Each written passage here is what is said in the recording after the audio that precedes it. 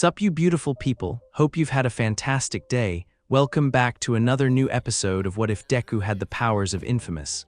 All he ever wanted was to be a hero. All he ever wanted was to save people. Well, be careful what you wish for Izuku Midoriya, because the universe just might grant it, in the worst possible way.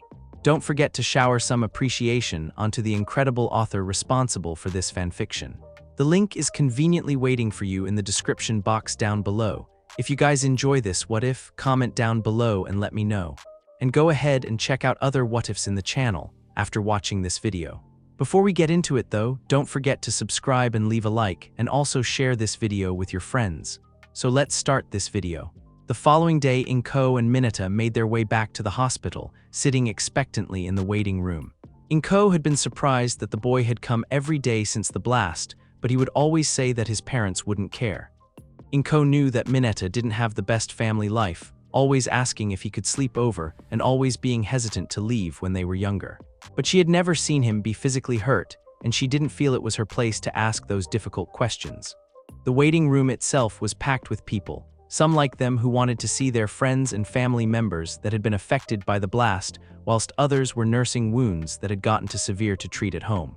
But of the people that were with them, there had been a family of frog-like people that had decided to sit next to them. The mother of the family, a large-mouthed woman with short black hair named Baru, had gotten to talking with Inko, both discovering that both of their children had been affected by the blast. The patriarch of the Asui family was a man named Ganma, who was the most amphibian out of the entire family, with his skin and head being identical to Toad's. He himself had an almost permanent scowl on his face, with only slight smiles revealing themselves as he watched as Tsuyu's younger siblings pestered Ada over his appearance, mistaking him for a child when they first saw him, much to Mineta's annoyance. Eventually, one of the nurses informed them that they could see their children, and the two groups made their way there. When they opened the door, they were greeted to Midoriya and Tsuyu, each pressing a hand together, as the boy's static electricity made the frog girl's hair stand on end, spreading out in all directions, with some even touching the ceiling. The two snapped their attention towards the door in unison, Midoriya pulling his hand away in a flash, his skin tinged red as Tsuyu's hair fell back down to earth in a sea of green. Mineta, meanwhile, was just slowly nodding his head, smiling with all the pride a father might have after hearing his son had found a girlfriend. This would end up turning Midoriya's face scarlet as he covered his eyes with one of his hands, trying to avoid the look that he knew Mineta was still giving. "Good morning, Mom, Dad," Tsuyu said without any worry at their sudden entrance, simply giving the same deadpan expression, though Midoriya could have sworn he heard a sharpness in her tone. "Tsuyu, who is this?" Ganma croaked, staring down the boy. "Weren't you paying attention when Inko and I were talking? His name is Izuku Midoriya, he's her son," Baru said, chiding her husband as he huffed. Nice to meet you, sir," Izuku stuttered out, trying his best to reclaim his voice. It was then he noticed a striking difference between Tsuyu and the rest of her family. Whereas her family all had solid black irises that made seeing their pupils difficult, Tsuyu's were normal, with her pupils easily seen when contrasted against the blue of her eyes. "How long until she can leave?" Ganma barked at the nurse, not even acknowledging the boy. Well, their quirks seem stable, so they both can leave when they're ready," the nurse sputtered out, off-put by the Toad man's sudden tone shift. Upon hearing this, each mother pulled out a new pair of clothes for them to wear. The two groups began leaving the room, with Mineta, not so subtlety, giving Tsuyu a small folded piece of paper, before giving one last deviant grin to Izuku before the door closed, leaving the two alone again. Each slowly looked to each other, both now tinged red with embarrassment at the prospect of having to change in the same room. Each immediately closed the curtains that surrounded their gurneys and got dressed, each painfully aware of what the other was doing by the sound of shifting and ruffling clothes filling the empty space. Pulling the curtains away once more, they saw, as they finished at the same time, Izuku was wearing a pair of jeans and a plain white t-shirt that seemed tighter for some reason, while Tsuyu wore a baggy hoodie and sweatpants that he thought she looked nice in. Another awkward silence filled the room as both seemed to not know exactly what to say to each other. "Come on, Izuku, you just spent so much time talking to her. This is the first girl you have ever talked to. You have not come this far to fuck up now," he thought to himself as he finally broke the silence with the first thought he had. "You said you were going to UA, oh god, I'm fucking it up," he screamed to himself as the words left his mouth, cringing at that being the first thing he thought of. "Yeah, I've always wanted to go there. What about you?" she asked back, bringing his mind away from his internal scolding, as in truth Izuku didn't know either. He had accepted that he was just a quirkless failure, and his dreams would never be realized. But now he had powers, and right as the universe was set to close that door forever, it gave him what he always wanted. I don't know, I thought about going to UA, but I was quirkless, he shrugged, his uncertainty flowing from his body. Well, you're not quirkless anymore, she stated bluntly, a habit of hers he was beginning to enjoy. Besides, I think you could be a hero. That statement made the boy's eyes go wide. Besides Mineta, no one had ever said he could be a hero, not even his mother, who for all her kindness could never bring herself to say that. And Mineta had been his friend for years, so he had expected him to say that, if only out of kindness. But with Tsuyu, she was honest, as blunt as a hammer, and without the barest hint of a filter from his admittedly limited time with her. She had only known him for less than a day. She had no reason to say that beyond her actually believing it. Thanks, I'll think about it, he muttered with a pained smile. I hope to see you again, Asui. Tsu, my friends call me Tsu, she said as she tilted her head and smiled. Oh, okay, Tsu, well, let's get going, he said, trying to hide his blush. As they began to walk out, Izuku's heart filled with pride. He had been able to not have one but two conversations with a girl and not make a complete fool of himself. But his happiness was cut horribly short as they saw two men in suits waiting for him. Of the two, it was the one with a pair of sunglasses that hid his eyes that drew his total attention. He had read all about when he was younger, obsessing over everything All Might related. It was the pro-hero, Sir. Nightai. He had served as All Might's sidekick for years before they had a falling out for unknown reasons, but after his meeting with number one hero, he could guess. Izuku Midoriya, I'm Detective Tsukochi, and this is Sir Nightai. We are going to have to ask you and your friend to come with us, the one man said as pro-hero walked up and offered his hand. Izuku offered his hand to the hero, and as they connected, he saw his eyes glow a dull purple behind his shades, going wide for a moment before turning hard as ice.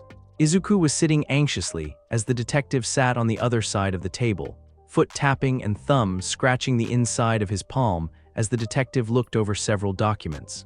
The trip from the hospital to the police station had been a tense silence as he didn't know what the officers wanted with him. If they had just wanted answers, why did he have to come here? He and Mineta had been separated, no doubt waiting inside another interrogation room, while his mother had been asked to stay in the reception area while they were conducting their questioning.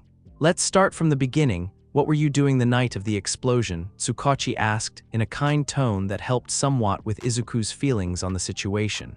Well, I did what I do every night. I got home from school, sat in my room for a while and then went to my job, he said honestly. Tapping his foot in anxiousness, Tsukochi began writing something he couldn't see in his notepad. What time would you say you left your house? Around 6 o'clock. I work as a bike courier, and my job starts at 6:30. I use a bicycle my mother got me, he blurted out, nervously adding details that were seemingly unimportant. And what did you do when you got to work? He asked, leaning closer. I wasn't there long, barely stepped through the door before Mr. Hibori gave me a package and told me if I couldn't get it there in time he'd fire me. And did you know what was in that package? No, sir, the packages are given to us already wrapped. The only person that might know would be Mr. Hibori. My job was just to deliver. Izuku froze mid-sentence as the gears turned in his head and his mouth struggled to form words. What did you do with the package? The detective asked in a far more serious tone. I took it to 19th and Sloat. Parked my bike, and I can't remember, he said, struggling to finish the words that became more and more damning with every syllable. What do you mean you can't? The detective pressed as Izuku struggled to remember, racking his brain over everything that he had seen. He got off his bike and looked around.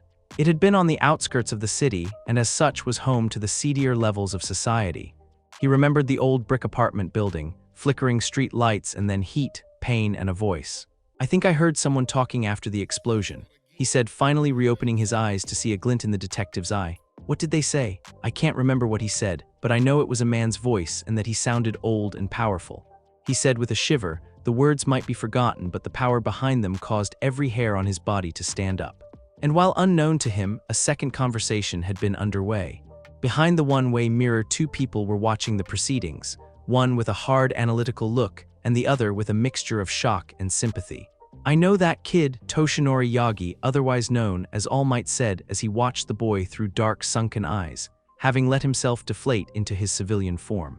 He hadn't thought that he would ever see him again, and certainly not under these circumstances. From where? Knight asked, snapping his attention to his friend. Toshinori then began to explain how he had saved him and another shorter boy from a sludge villain. Then how Izuku had latched onto his legs in order to ask him a question, and how he inadvertently revealed his true form to him, shocking the other pro-hero who admonished him for being careless enough to reveal his secret. What was his question? Knight asked as the #1 hero lowered his head, a look of regret in his eyes as he spoke. He wanted to know if he could still be a hero even if he was quirkless.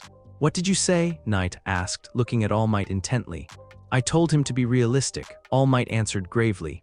Now I'm certain all for one in involved, he said without hesitation as his gaze turned ice cold towards the young boy. That's impossible, I killed him. I saw his body get carted away, Toshinori snapped, saying it more to convince himself than Night-Eye, the idea that he had somehow survived making become erratic before he calmed himself a moment later. If not him, then at least someone connected to him, he said as he continued on with his line of reasoning. A quirkless child goes to his idol in search of affirmation, only to be told to give up.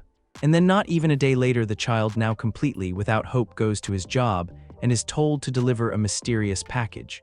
As he gets to his destination, a massive explosion goes off and levels 6 square blocks, yet left him without a single scar. An explosion then went on to bestow quirks to people, more often quirkless people. Doesn't that seem a little too convenient? When laid out like that it seemed obvious, which only made the fear grip at his heart all the harder.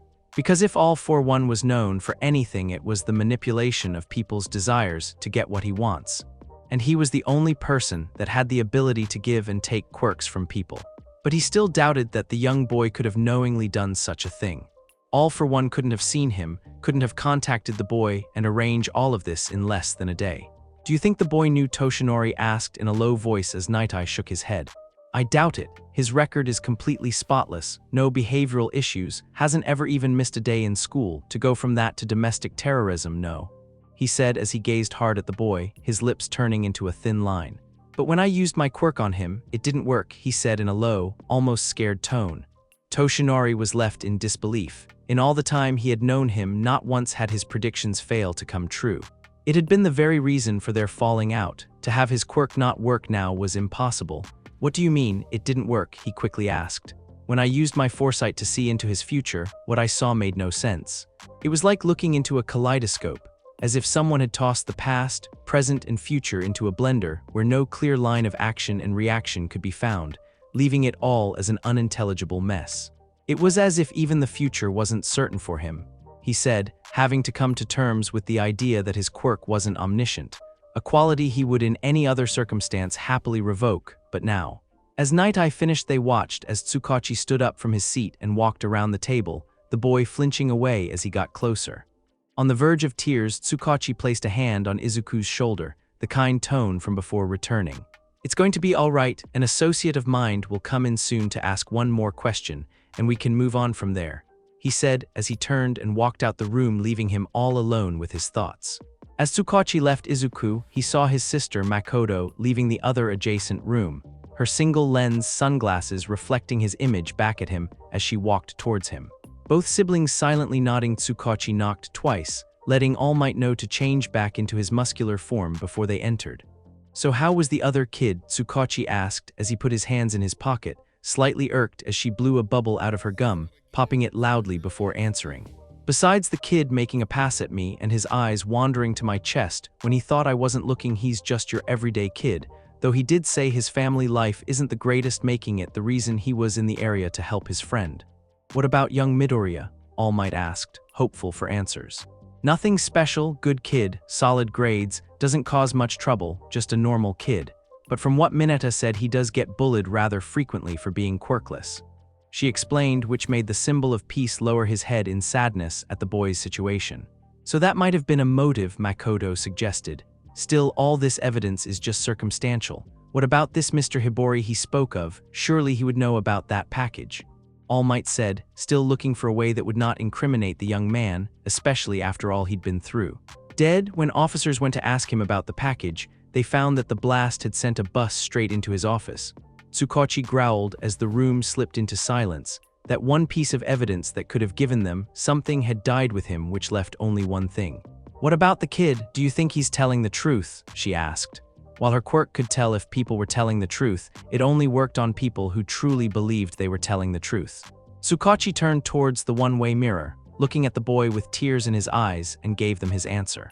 Midoriya was nearly losing his mind as all the pieces fell into place as he gripped his hair and struggled to breathe as the truth became clear.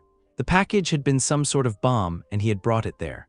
All those people were dead because of him, the revelation making him cry a silent whimper as he curled into a ball in his seat, praying that if he squeezed hard enough he would disappear entirely. Why had he survived when everyone else had died? How had he, who had been at the center of the blast, been able to just walk away? And who had been the voice? All these questions buzzed around in his head like vicious hornets, stinging his mind with every passing second. Some small, logical part of him knew that it wasn't his fault, that his job wasn't to ask questions about the packages he delivered, just deliver them and get paid. But the guilt drowned out any logical reasoning. He had been the one to deliver it, and if he hadn't, if he had just sat in his room that night, none of this would have happened. And worse of all had been how he had reacted to the aftermath. Was his first thought about the tragedy of the blast, of all the lives lost? No, it had been selfishness, horrible selfishness about finally having a quirk. The bodies of the fallen had not even been buried, and he had been happy, not even caring about the circumstances. As Izuku struggled with this revelation, he didn't notice as his body sent out a small pulse, letting the boy until he could suddenly see through his hands. This shocked the boy back, almost making him jump out of his seat as he looked all around him, trying to search for what had caused it. Again, the pulse came as color drained away from the room, replaced with arcs of flowing blue electricity. He could see it all, everything powered by electricity from the wires in the walls to the street lights outside. He could even see the neuroelectricity of dozens of officers in the building and even the people on the sidewalk, billions of neurons lighting up like a fireworks show. The walls of the building provided no obstruction as he saw clear as day, like they weren't even there. But it's what he saw behind the glass that made his heart nearly freeze. There were 4 people behind the glass, all staring at him. He saw as the electrical impulses of their nervous system flowed through each of their bodies. He could see every neuron firing off inside their heads, the electrical signals forcing their hearts to beat, their lungs to breath. But the one nervous system seemed to be missing something, a lung on his left side. "All Might," he whispered in disbelief as the door swung open once more, bringing color back to the world. This time it was a woman in a pristine white blazer and sunglasses. She had long black hair and large hoop earrings that jostled with every step as she took a seat opposite Izuku, crossing her legs and putting her elbows on the table. "Hey kid, how are you holding up?" she said with a bright smile. Though all she got in response was a slight nod of his head, not able to speak as his former idol watched him from only a few feet away. "Well, my name is Makoto Tsukachi, and I've been told to ask you a question. But first I need to tell you how it works for legal reasons," she said as once again she received only a nod of affirmation. "My quirk is called polygraph. It allows me to tell when a person is lying when I'm in physical contact with them. I'm going to need you to give me your hand," she said as she laid out her hand on the table, palm up. Izuku gave one last look towards the mirror, where he knew All Might was watching, and shakily gave her his hand. "Izuku, did you know what was in that package?" she asked, pulling off her glasses and letting the boy look her in the eye. That was when the tears finally began to flow. "No," he finally managed to say in a strangled choke as they stayed like that for several more moments before Makoto pulled back her hand, a deep sadness carved on her face as she left the room. Eventually Detective Tsukachi and the muscled form of All Might entered the room. "Given the evidence, we have reason to assume that the package you delivered was the device used to cause the inMustafu," the detective said as Izuku's head sunk lower into his chest. "But given all present evidence concerning your involvement is circumstantial. Your position as merely the deliverer and evidence of your ignorance about the package's contents provided by Miss Tsukachi's quirk, there is not sufficient evidence to convict or for you to be held liable. You're free to go." That last sentence sent the boy's body into shock and felt as though he had been thrown into the frigid waters of the Arctic as he snapped his head to look the 2 adults in the eye. "No. I should be punished. All those people are gone because of me," he frantically said, shifting his eyes between the 2 adults begging to be punished. But All Might simply put his hand up to quiet the young boy. "It wasn't your job to know. The fault lies on your employer for not properly checking what they were having you deliver," he said in a deep baritone voice. "You've done nothing wrong, and I promise that the people responsible for this will be brought to justice." He wanted to protest further, to scream that it was still his fault, but one look from them told him the decision had already been made and he could do nothing to change it. After that, the adults allowed him the time to collect himself before escorting him and Mineta to his mother, who looked to her son with palpable worry, with tears flowing down her face. The final ride back to their home had been even quieter than before as Izuku watched people trying to clean up all the damage that the explosion had created. Nearly every window in the city had been completely shattered, and pieces of falling debris had crushed cars and any unlucky pedestrians on the sidewalks.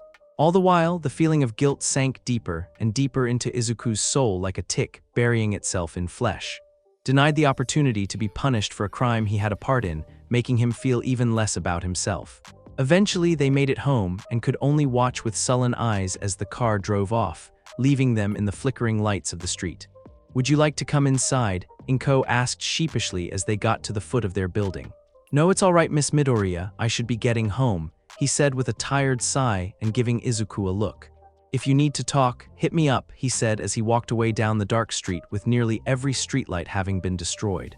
When they got inside, it was obvious that their building hadn't been spared as his mother had taped garbage bags over the windows, and their fridge was empty of everything, the EMP making most of the food go bad. "I'm going to make us some tea, okay?" his mother said nervously as she walked into the kitchen. "Okay," he whispered back as he walked to his room, seeing lines of cracks in the walls when the explosion had rocked the building. Placing his hand on the knob, he opened the door to see the room that at one point had been a shrine to All Might in all but name, but now was competently destroyed with pieces of action figures and posters from his earlier rampage mixing with overturned furniture, with only his bed having remained relatively in place after the blast. Sitting down in his bed, wiping away dust and chips of drywall, hearing the springs creak as he laid himself down. Hands crossed by his waist, he looked like a corpse, felt like a corpse, and should have been a corpse. His mind was like a ship in a storm, without direction. For the second time in his life, he truly had no idea what he's going to do now. That's when he felt a slight buzz in his pocket as he pulled it out to see an unknown number.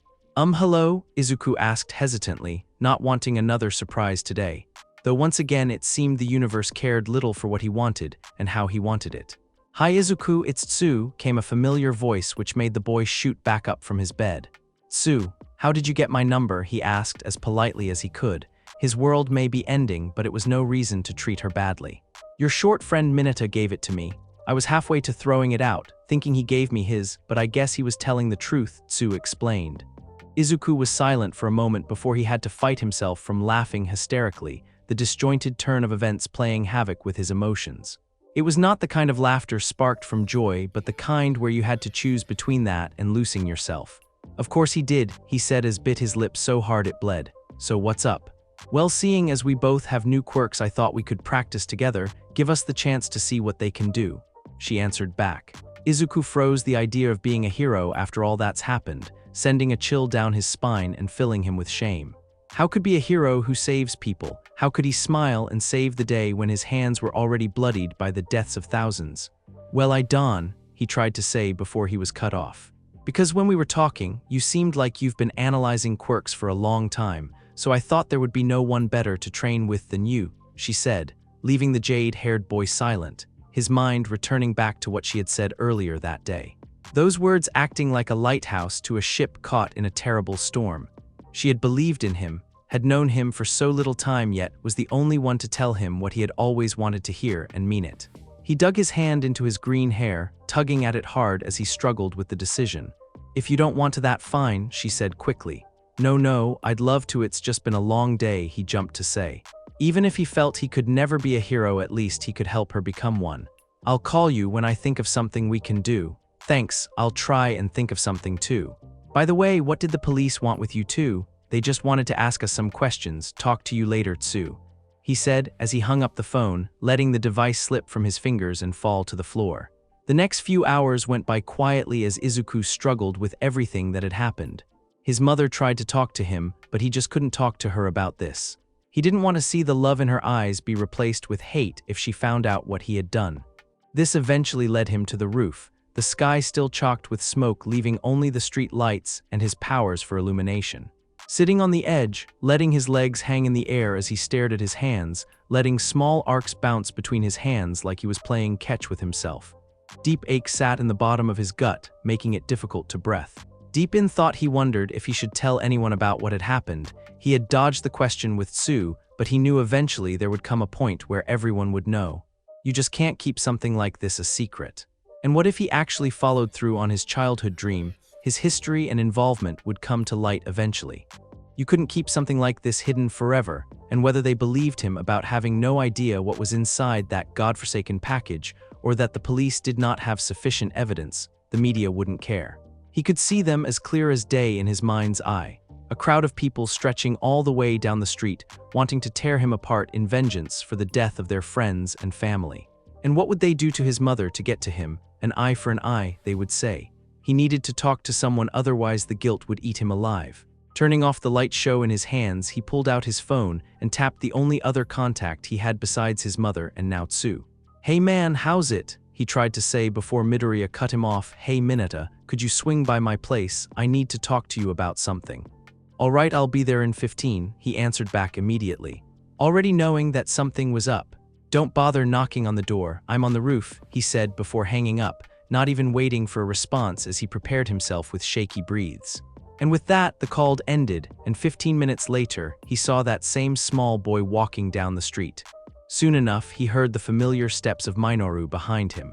"So what did you want to talk about?" he asked, but by the tone he could tell he had an idea of what this was about. Midoriya tapped the piece of concrete on his side, silently asking him to sit. Mineta took the hint and sat next to Izuku, though the prospect of falling kept his legs firmly planted on the side facing inward. "What did the police ask you?" Izuku asked, his mind trying to avoid the real issue with all its might. "They just asked me questions about you mostly. What do you do after school? Who do you hang out with? That sort of stuff," he answered truthfully. "I figured they wanted to ask us questions about the explosion and how lucky you were to survive," he said with a smile which only served to sink the claws of guilt deeper into her heart. Izuku was quiet for a moment, a million different ways to broach the subject, but with only two outcomes between them. "I was the one who did it," he said in a voice barely above a whisper as he bit his lip hard enough to draw blood to stop his voice from quivering. "Did wa?" Mineta tried to say before his eyes opened wide and his mouth hung loose as the meaning of his statement finally came to him. "The night of the blast I was delivering a package, and I don't remember what happened next, but the package was a bomb," he said, breathing hard, gripping the concrete till his knuckles turned white. "If I had known, I never would have, I." He tried to keep talking, but tears and emotion swallowed his words whole as he wailed in anguish, pressing his hands hard into his face. Mineta was shocked by his friend's sudden shift, denial already on his mind before he even began speaking. "That doesn't make sense, Izuku. If you delivered a bomb, there would be nothing left of you. You were there.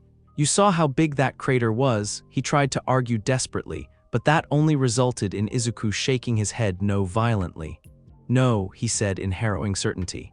"No, Minoru, when I woke up, I was in the center of that crater, and the only way I could have been there was if I had the package. It's the only way it makes sense," he choked out. "Jesus Christ, dude," Mineta gasped out as he rubbed a hand across his face, as he thought about what he said before looking down over the concrete railing and the large fall below. "You're not planning on jumping, are you?" he chuckled nervously, fear drenching his voice at the thought that his best friend called him all the way here just to be a witness. Izuku chuckled too despite himself as he shook his head. "No, actually it's about Tsu," he admitted, forcing air into his lung and forcing it to stay there before releasing. "Tsu, the girl from the hospital. She called me earlier and asked if I wanted to train our new quirks together," he said, slowly bringing his breathing under control with only sputtering bouts of hyperventilating in between. "So what, you want me to be your wingman?" he asked with a nervous smile, his mind completely thrown for a loop at the sudden change of topic. "No, I want to know if I should. She told me she was planning to go to UA and asked if I was too." "What did you say?" "I said I would think about it, but before we left she told me I could be a hero." "And I wanted to ask you," he said, looking deep into his friend's eyes, his being completely bloodshot. "Can a murderer like me still be a hero?" What followed next was a sharp sting as the diminutive boy slapped him hard on his cheek. It really didn't hurt, but what it lacked in physical power, it made up for in psychological power, as the boy stared in shock as Mineta stared back at him with a hard look on the face. "You're not a murderer. You're the kindest person I know. You had no way of knowing what was in there. You can't hold yourself responsible for that," he stated as tears began to flow from him as his emotions began to overwhelm him. "But how could I call myself a hero when my hands are stained with the blood so many?" he yelled, his pain making way for frustration. Why had this happened? Why had he been given the one thing he had always wished for in the worst possible way? What had he done to deserve this? The two were silent for a moment as Mineta looked out over the city. "You've been a hero as long as I've known you," he said with confidence as he looked into Izuku's wide eyes. "When we first met, you saved me from Bakugo and his friends. You got your ass kicked by 3 people, covered in burns and bruises for a person you didn't even know." Izuku tried to interject as he could feel where this was going but was cut off by another look. Mineta needed to say this and he wasn't going to stop. "And more than that, you stuck with me, M.E., the creepy, perverted little weirdo. It would have cost you nothing to pretend we had never met and for you to have kept whatever reputation you had. But you didn't. You and your mother have been more of a family to me than my own parents. You're my brother and you are the most selfless person I have ever fucking met. You might not see it, but I do. Fuck what our classmates said, fuck what our teachers said, and fuck what Bakugo said," Mineta yelled, swinging his arm in front of him in a dismissive gesture. He would like to believe that he was really as kind and selfless as Mineta thought, but he knew what he had first thought after finding out about his power. There had been nothing selfless about it. Even here and now, this was about him, how he felt, how he had been made to suffer. Not about the other victims, not how they had suffered, not how their families were suffering. While your powers came at a terrible price, now you have the chance to save more people than just one perverted fool, and moreover, you have the chance to find the bastard who did this. He finished, taking deep breath and an even deeper sigh as Izuku thought over what his friend had said. Maybe he couldn't be selfless. He knew he couldn't be the kind of hero he had once idolized in All Might, fighting villains with that ever-present smile. He couldn't, not anymore. But maybe he could still be a hero, a different kind of hero, a hero that could make their deaths mean something. Atonement. A selfish atonement, but still, okay, I'll do it, he said with as much determination as he could summon. Looking at his friend with a thin smile and tears in his eyes, he saw his face reflected in Mineta's as the two embraced, both psychologically exhausted by everything that's happened. "Thanks, man, I needed to hear that," Izuku whispered as he pressed himself into him. "Don't thank me yet, you owe me a week's worth of takeout," Mineta said, still in each other's arms. "For what?" Izuku asked. "For giving her your number. Can't have my brother dying a virgin, what would people think?" He answered back as the two began to chuckle, which eventually escalated to full-on laughter as they finally released each other. "All right, I'll see to getting you that. By the way, you wouldn't happen to know a place we could train?" "I think I might know a place." Tsuyu gazed up at her phone from underneath the snug warmth of her blankets. A smile spreading across her face as sleepy eyes gazed over the text message Izuku had sent her, saying that he would come over today to pick her up for their first day of training. She had initially been worried about what had happened between him and the police, remembering well the silence that had instantly appeared when the pro-hero had taken them away. She hoped that at least nothing bad had happened, and maybe they really only wanted to question him about the attack. Izuku did say he was near the epicenter. Tsuyu sighed. Resting her forearm on her head as she lay on her bed, "Everything's fine," she said to herself, "and he's coming over soon." A boy was coming over to her apartment, and he was picking her up. She felt her face heating up as thoughts filled her mind, her knees rubbing together in unfamiliar anticipation as she hugged her phone to her chest. "Tsuyu, get up," her mother yelled, pulling her from her inner thoughts as the look of happiness and embarrassment were replaced with her usual deadpan.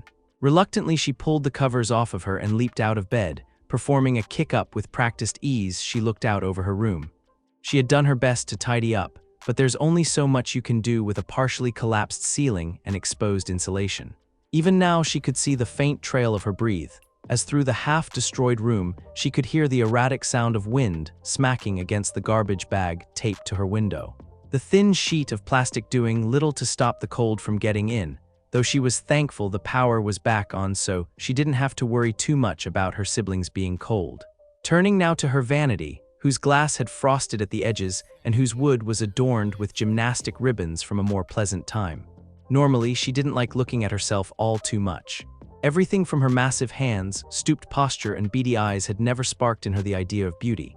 It's what made what was happening seem almost unreal.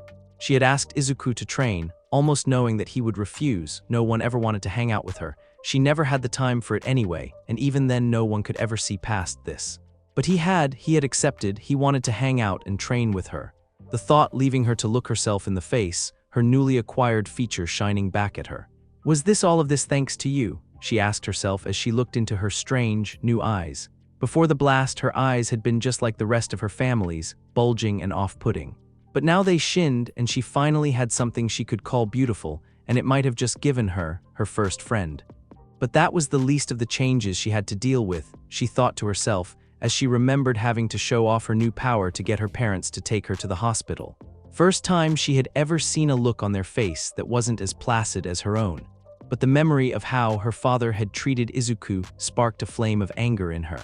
The first person in years to speak to her like a person, and that was how he acted. But then again, she shouldn't be surprised as she turned from the mirror and moved to leave.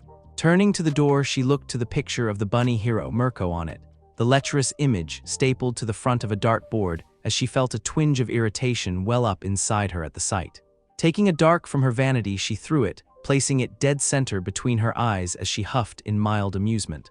Pulling the door open, she strode into the hallway of parents' apartment. Walking into the living room, she could see her parents were getting ready to leave while her younger siblings were sitting at the table. "Make your siblings some food," her father ordered, not even bothering to look at her as she walked to the kitchen. Not bothering to replay, she walked to the kitchen. Her process was almost unconscious and nearly robotic, as she prepared to do the same she had done so many times before. She decided on cereal with milk, something easy, and as the milk poured into the bowl, she felt a light tug on her shirt and looked down to see her little sister Satsuki, who looked at her with expectant eyes. "Come see what I drew," she said as her little hands pulled her along to the kitchen table.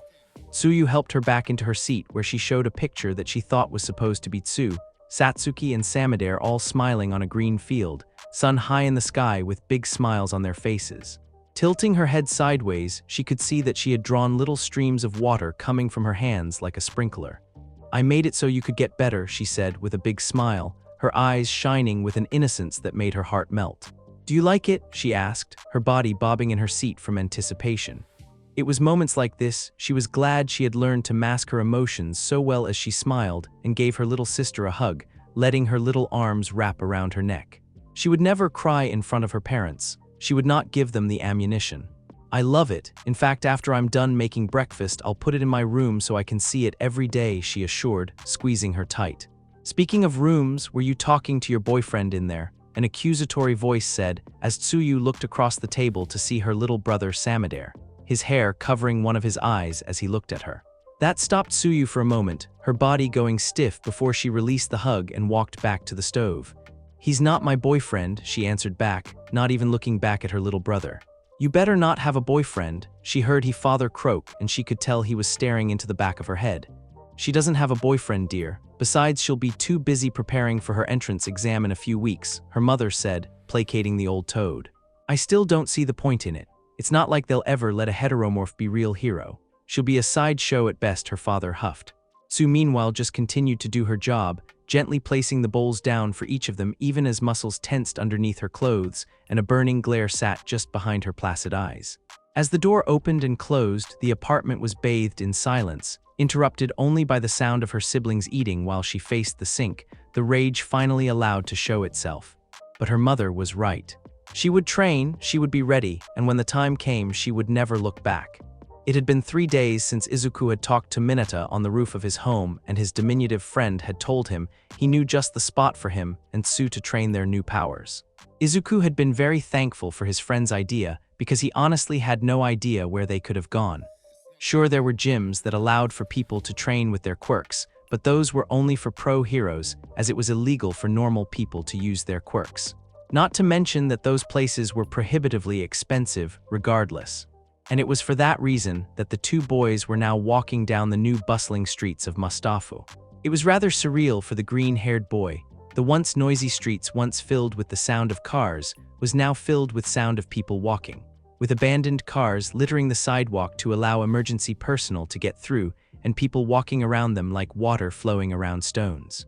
Even now, nearly a week after the blast, he could still hear the distant sound of emergency vehicles, and helicopters flying overhead had become a much more common event. This, he found out, was all because the explosion that had rocked the city had released a massive electromagnetic pulse that disabled all vehicles not hardened against it, which included the railways they would have usually used to get around. Even now, he couldn't even guess how he survived it. "You said she lived around here," Mineta questioned in a slightly tired tone, bringing him back from his internal thoughts. Izuku looked behind him to see him begin to lag behind, the long walk apparently doing a number on his little legs. "We've only been walking for an hour, don't be a baby," he chided. "Besides, I think we're here." As Mineta's final tired moan ended, they arrived to an apartment building much like his, though this one had been relatively closer to the blast, and the pair could see the effects plainly with solid cracks running across and along the walls, and he wondered if the building was even safe to be in. Up and up they walked to the 4th floor and lightly knocked on the door, hearing several voices inside, and the sound of shuffling before the door opened part way, and stopped only by a chain lock on the inside as a cyan eye peered out. "Glad you made it," she said as the door closed again, as the sound of her unhooking the chain rumbled against the door before it opened again to reveal her. She was wearing a thick green jacket, which looked warm in the late winter air. Her hair was tied back in an elaborate knot, and as always her face was an unreadable expression as she stared at the two of them. "Nice to see you again, Izuku, and you too," she said, looking at each of them when they heard a soft giggling further inside. "Is that your boyfriend?" A young girl playfully giggled. She looked to be around 5 years old, and as she pulled her hands to mouth, a wide smile spread across her face. The girl wore a stained shirt that reached down to her knees, and her large beady eyes watched the two of them with obvious curiosity. "No, Satsuki," she answered back as her eyes went momentarily wider as she looked back inside her apartment. Before she could say anything else, another child came into the hallway. He looked older, around 10 years old, and wore a bored, disinterested expression as he leaned against the wall of the hallway. "Does Mom and Dad know that you're leaving us alone to be with boys?" he said, the boy's demeanor instantly changing from whatever look Tsu was giving him.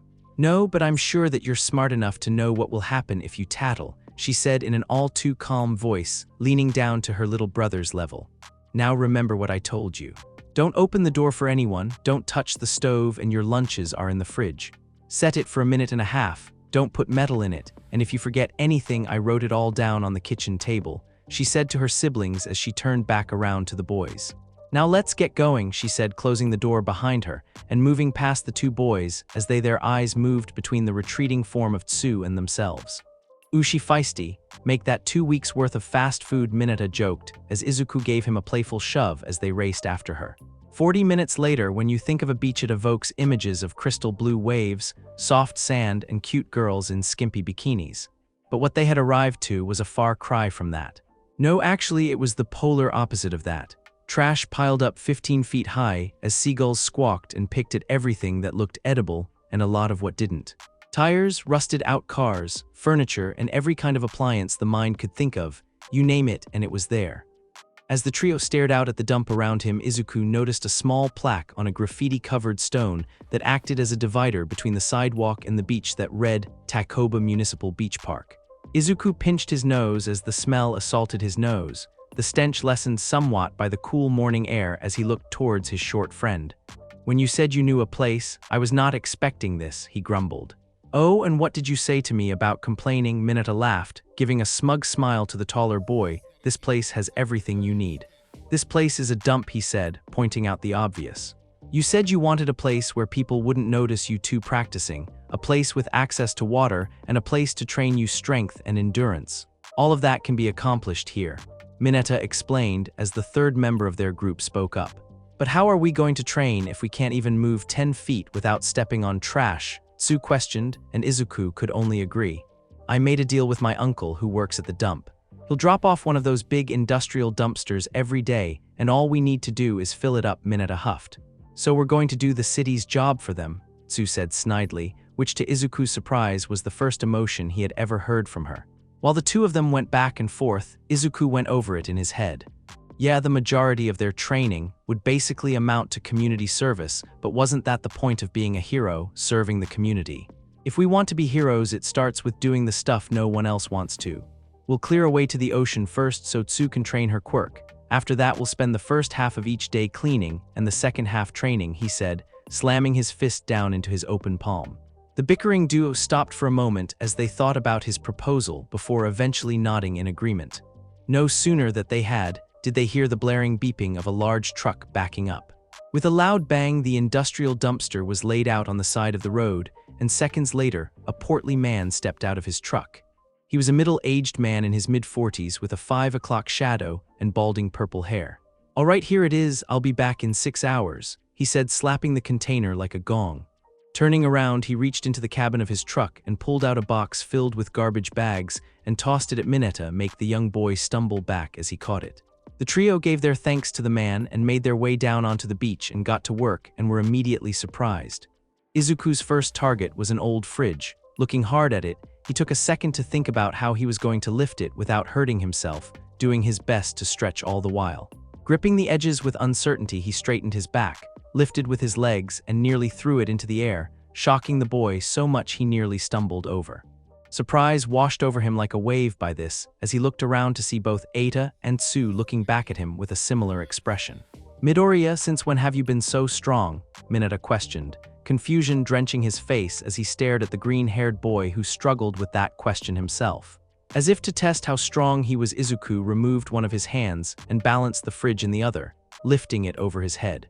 "I have no idea," he said in bewilderment of his own sudden increase in power as he walked back to the container and placed the fridge back down with similar ease.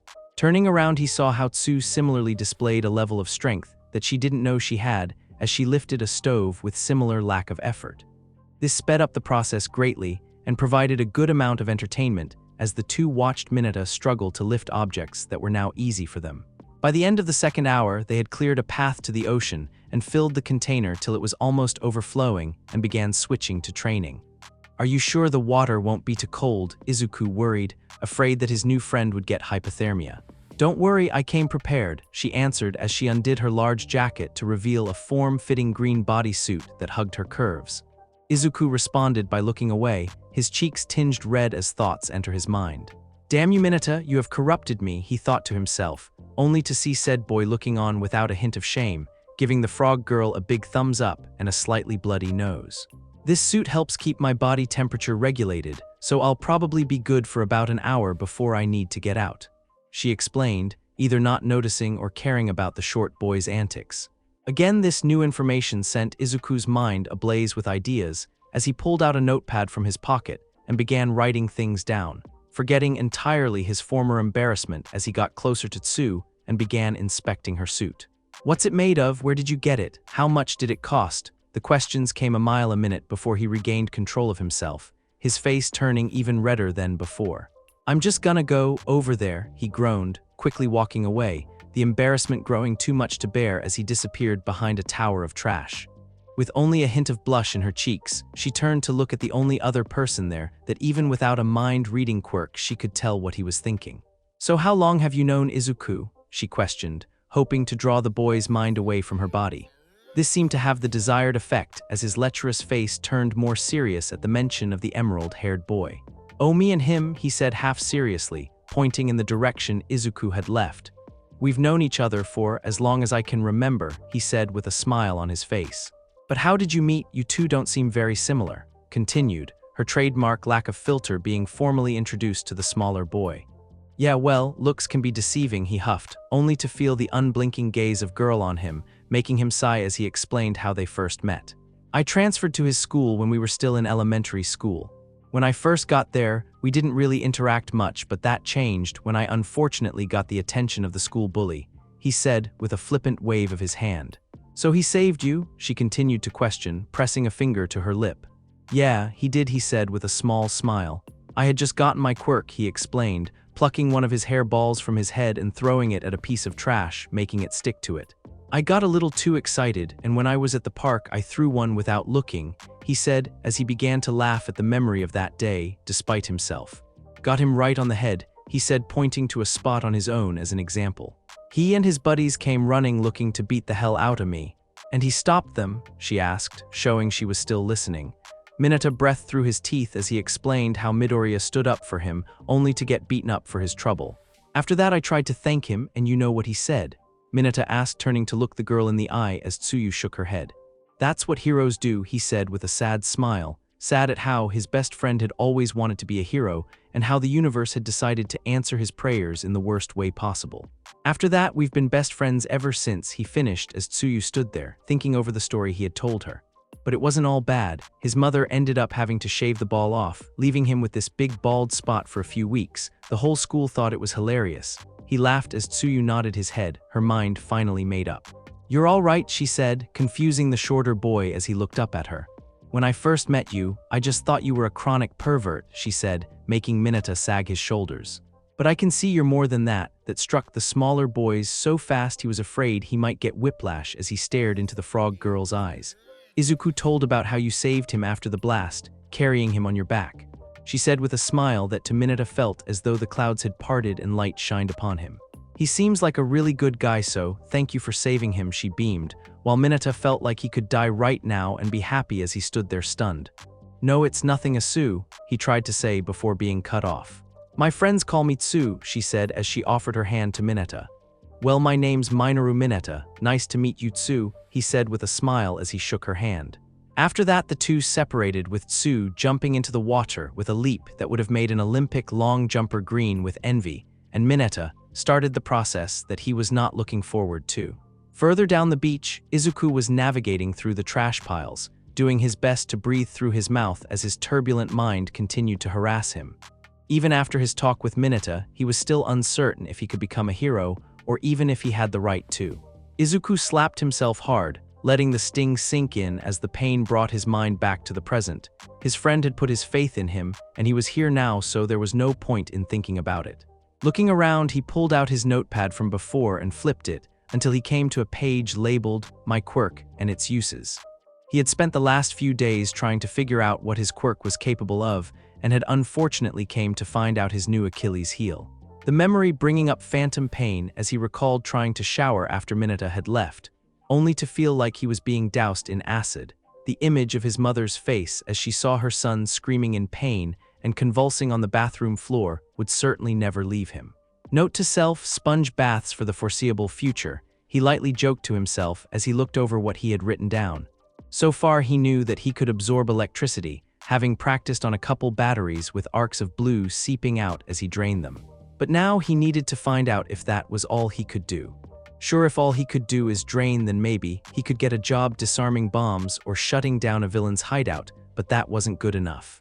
He needed to get stronger for them. He needed to make this worth it.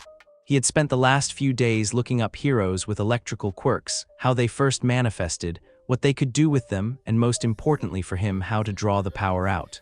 Looking out at the dump around him, he spotted a broken lamp sitting on the rusted-out frame of a car. Stretching his arm out, he focused, trying to pull that warm feeling back to the surface as he began to hear the ever more familiar sound of electrical discharges as arcs of energy danced between his fingers. He focused his eyes on the lamp, feeling the heat of his powers on the palm of his hand as the heat became hotter and hotter until BZZT. His arm was pushed back by the recoil as he felt the heat jump from his hand, and accompanied by the sound of electricity as a bolt of lightning leaped from his hand and slammed into the lamp, shattering it even further and leaving nothing more than smoldering shards of ceramic. Izuku pumped his fist in the air as he confirmed that not only could absorb electricity, but also expel it. He looked down at his hand, the feeling of his power still fresh in him as he began to look for something else to shoot. This went on for an hour or so, as Izuku experimented with his powers as he shot at anything that seemed breakable. This was so that he could figure out how much he could expel, and to his surprise, even after so long, he didn't feel the least bit tired or that he was running out of juice. Unlimited lightning bolts, he wrote down in his notepad as he put it away, and settled trying to practice with his other ability he had taken to calling radar pulse. From experimenting, he found that it had a range of about 50 meters, and while his lightning bolts only required him to focus his energy in his hands, this, like its name, was a full-body pulse launching in every direction. Feeling the energy in his body, he held it for a moment, letting the power saturate every inch before releasing it, feeling everything from Eta and Tsu to the stores and lights on the other side of the road. But that's when he felt it, an energy that felt different to anything else he had experienced. Following that strange feeling and shifting through the decaying piles of trash, he came upon a pile of trash that seemed to radiate at the seams. He could almost physically feel the pull now as he slowly began peeling away bags of trash, making certain that one wrong pull would not see him buried in the putrid mass. With one last pull, the faint glow became bright as what he saw was a piece of jagged metal embedded in a microwave that pulsed almost like a heart. Izuku had heard about this on the news, something about contamination that came from the blast. They had said that they react violently to quirks and to notify the police if any were found. But as he gazed into it, he couldn't help but want to touch it, It was as it was calling to him. Like a moth to a flame, he cautiously walked closer and tentatively reached out as the pulsing grew faster and faster. And just as the tip of his finger touched it, the piece of metal it erupted in a flash of light and disintegrated. Izuku tried to pull his hand back, but the energy seeped into his arm. How was that possible, he thought to himself, as the message the news said contradicted with the evidence before him. Had they lied, or did they simply not know? As Izuku looked at his arms, he felt the power of the shard flow through his body, and immediately felt stronger and unconsciously released another radar pulse, where he felt another source of power, though to his dismay was deep in the water. This was all so strange. What kind of power did that blast awaken in him, and what connection did these things have with it? He questioned, racking his brain for an answer it couldn't provide. Frustrated at that, he pulled out his phone and decided that he had enough training and began to walk back to Mineta. "Hey Mineta, how goes your try?" Izuku began to say as he turned the bend to see Mineta lying on his back with blood coming from his head. "Mineta," Izuku yelled as he dashed to his friend. Mineta, "Mineta, speak to me," he shouted as he tried to figure out what happened. Was it an accident? Was it a villain? Were they still here? And where was Tsu? All these questions swarmed his mind as he heard a light grumble coming from his friend, as Izuku thanked God he was alive, only for his ears to assault by the most high-pitched yell he ever heard. "Damn, that hurt!" Mineta screamed as he slumped back to the ground, staring at the sky and breathing heavy. "Mineta, what happened?" he asked again, and his only response was a shaky hand pointing away from him, where he saw a large pile of his balls stacked into a pyramid. "Training? Overdid it, ow," he groaned as he peeled himself off the sand. Standing on wobbly legs and with Izuku focused on Mineta, neither heard the sound of splashing water as Tsu leaped out and landed with a puff of dust. "I heard screaming. What happened?" Tsu asked as Izuku explained what had happened, which she like always didn't really react to, watching silently as Mineta rubbed his hands into his face. "Well, have you had any luck with your new quirk?" Izuku asked, pulling the conversation back as Mineta slowly got his bearings.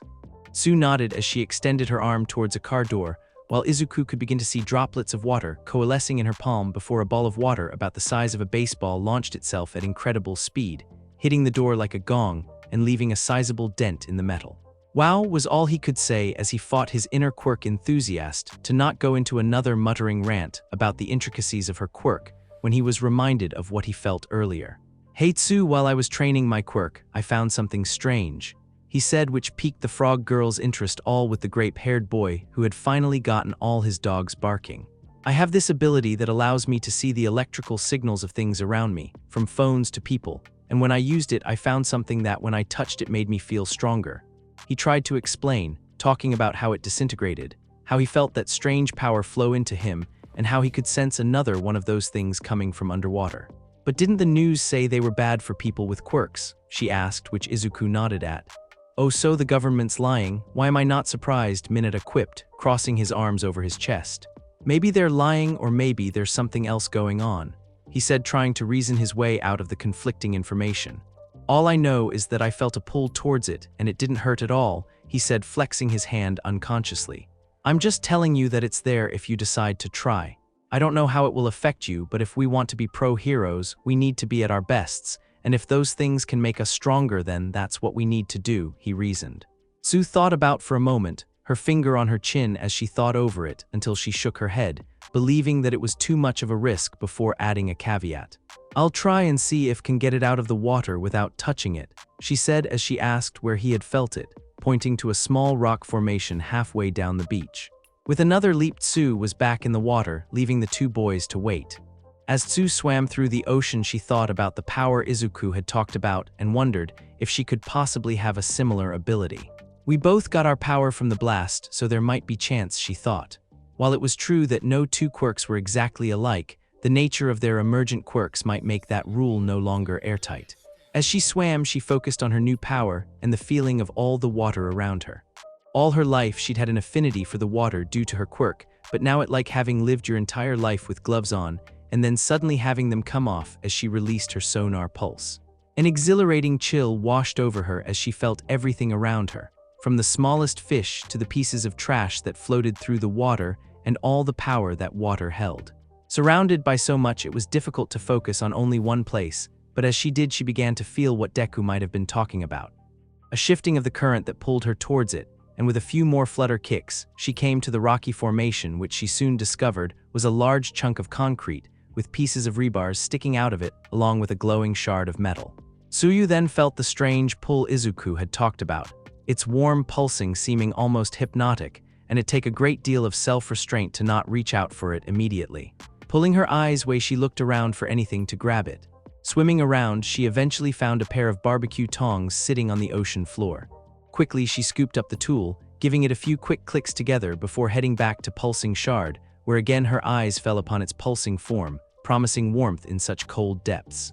With shaking hands, she got closer and closer as the pulsing grew faster and faster, and as she looked down to her hand, she saw she had dropped the tongs. And seeing them fall away, and with light-filled eyes, she grasped the shard. It had been 5 minutes since Tsu had left, and Izuku was beginning to get worried as he paced back and forth. Maybe she got caught on something, or the shard had hurt her. Fear began to seep back into him. He couldn't take another person dying because of him as he began to hyperventilate. He was only stopped when Hand grasped his arm as he looked down to see Mineta looking at him.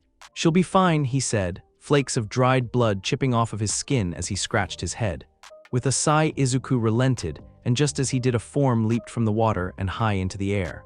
Both Midoriya and Mineta looking up and watching the form sail through the air and land with a hard boom, kicking up sand and obscuring her.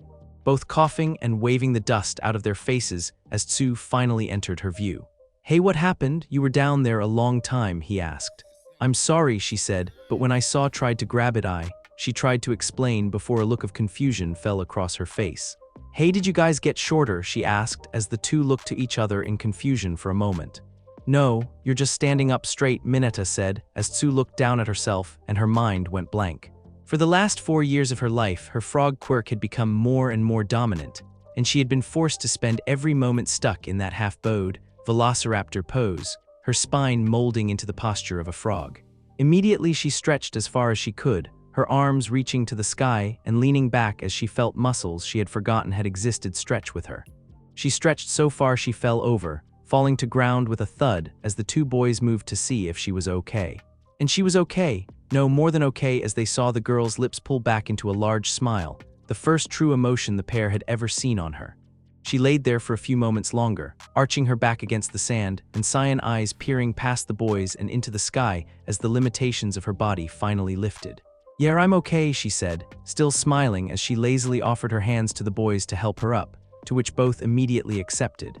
Getting back to her feet, she felt a wave of relaxation she had not thought possible as she rolled her shoulders as she looked at Izuku with half-lidded eyes that looked like the greatest high of her life. "Sorry, tried to grab it with some tongs, but," she said, shrugging her shoulders. "It called to me." Izuku could only nod his head in understanding. While he didn't like the idea of these shards having such a profound effect on them, he couldn't lie that he did enjoy the experience. "So how did it feel?" Izuku asked. "It was amazing," she whispered as the sound of screaming and gunfire filled the air. "Thank you so much for joining me on this incredible journey today. I hope you enjoyed exploring the fascinating what-if scenario of Deku. The possibilities were truly mind-blowing. If you found this video entertaining, don't forget to give it a thumbs up, share it with your friends, and subscribe to the channel. Your support means the world to me and inspires me to bring you more captivating content in the future. Stay tuned for more exciting what-if stories and other amazing videos coming your way. Until next time, take care, stay curious.